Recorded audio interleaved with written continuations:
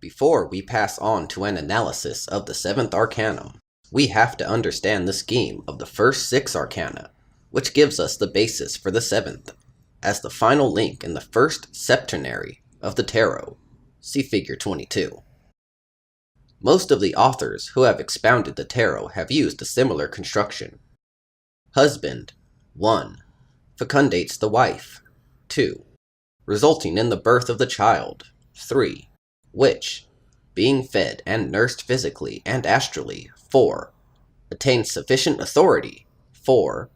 To manifest itself on the astral plane, 5. In the name of the whole family. But there meets with the dilemma of good and evil, 6. Chooses good and gains the victory, 7. For the 7th Arcanum means just that, victory. We see that its sign is the letter Zain, the numerical value of which is also 7. The corresponding astrological sign is Gemini, or the twins. The hieroglyph is an arrow in direct flight, and means that once released, the arrow, by its regular movement, scores a direct hit on the target. The name of the Arcanum is Curriculum Hermetis, Chariot of Hermes, and the vulgar name is simply the Chariot. The card for the 7th Arcanum is rich in symbolism. At the top, we can see a blue canopy, strewn with golden pentagrams. This indicates the higher subplanes of the astral world and their dwellers. These pentagrams surpass the man by their powers, but also assist him by giving their protection. The canopy is supported by 4 columns, that is Hermetic virtues already known to us as the fourfold maxim: to dare, to be silent, to know, and to try. Between these columns, the victor magician performs his activity as he stands beneath the canopy, wearing a golden crown adorned with 3 pentagrams, which symbolize his unenforced, free, and conscious penetration into the 3 planes of the world. He is clad in the armor of knowledge and victory, which protects him from the many elements, so dangerous and deadly for a layman. On the right shoulder of the conqueror, as in a mirror, we see a white crescent moon. This means his ability to create realization of a subtle, evolutionary character, the solve of the androgyny. But above the left shoulder of the conqueror, there is a dark crescent moon, telling us of his ability to condense subtle forms and also to realize things in the lower subplanes, Coagula's law. The armor of the victorious magician bears the sign with which he can protect himself in case of attack. These are 3 right angles, 90 degrees. They are correctness of his logic, the arranging of his thoughts in a right form, and keenness and infallibility in physical realization. In his right hand he holds a scepter, ending with the spear on which rests a square which is also a base for the regular triangle. The symbolism, spirit dominates form, from which the globe, physical plane, is a background. In his left hand there is the sword of victory, which means his weapon on the physical plane, or convincing speech on the higher subplanes of transition.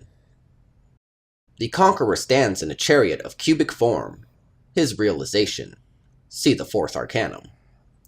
This form was created by the dynamic cycle, Yod-He-Va-He, symbolized on the front of the chariot as Egyptian ornamentation, that is a spear, Yod, with 2 serpent-like offshoots, 2 He's, supported by outstretched wings, Va.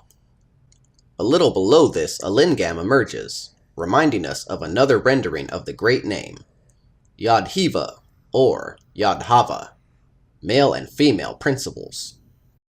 2 sphinxes pull the conqueror's chariot. They are symbols of the binary of the astral forces, the middle part of the great Arcanum. The left sphinx is black, the right one white. They look at one another, but they pull in opposite directions, the 2 poles of the unique, universal, astral vortex or tourbillon. The sphinxes are running over the surface of a great globe. This means the quaternary of the elementary rota of the Great Arcanum. Nailheads holding the rims together are visible on the wheels of the chariot. But the wheels are vortex-like creatures which serve for the transmission of the astral tourbillons. The nailheads are their eyes. That is to say, that the cells of these creatures have their own individuality and contemplation. As said the prophet Ezekiel, "And the wheels had height, posture, and a terrible appearance, the whole body full of eyes around these four." The picture for the seventh arcana is a very synthetic one, but so is the idea behind it, which ends the first great septenary of the tarot. For the pentacle of this arcanum, early occultists used the septenary in the form given in figure 24. That is a 7-pointed star. Contemporary Hermetists often use another form for the same pentacle, as given in figure 25. The pentacle has the power of realization, and serve only as symbols. Both may be reversed, and then they will signify the idea of black magic, which corresponds to the equation 7 equals 4 plus 3. That is, an entangled, confused, and complicated system of manifestation of forms will cause destruction of the ternary of spiritual impulses, and will obscure the realization of the construction of the universe for men. Analysis of the most important septenaries begin with the great septenary of the second causalities. In the third arcanum, we learn to know a number of ternaries of the ascending type of triangle, which is easy to recapitulate by the general presentation of the ternary of the primary causalities. If we begin to study, from the purely scientific point of view, the manifestation of the primary cause, which belong to the world of principles emanated by them, then we will certainly find 3 primary causalities: the neutral element, the element of being, positive, and the element of wisdom, negative. Accordingly, an imaginary conception of the world of emanation in its highest plane will be transformed into the idea of manifestation, which immediately splits into 2 polarized ideas. These are A. He who cognizes, and B. He who can be known. The third idea, negative, will of course limit the realm of manifestation of the second idea and its derivatives.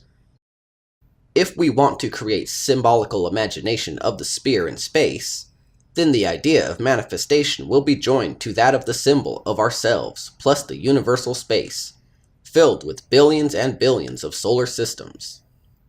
This can be symbolically unfolded into our thirst for knowledge, positive, in the realm of astronomy, and into the objects of that realm, negative.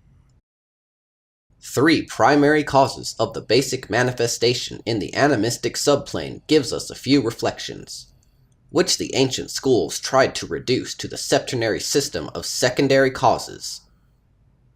These causalities can be well connected with that which the ancients called the 7 planets of our solar system. As the basis of that symbolism, we find the observations of many centuries, perhaps rather, thousands of years, which define the connection between the angular elements of the planets in the sky and the preponderance of some influences of the animistic character of the earthly life.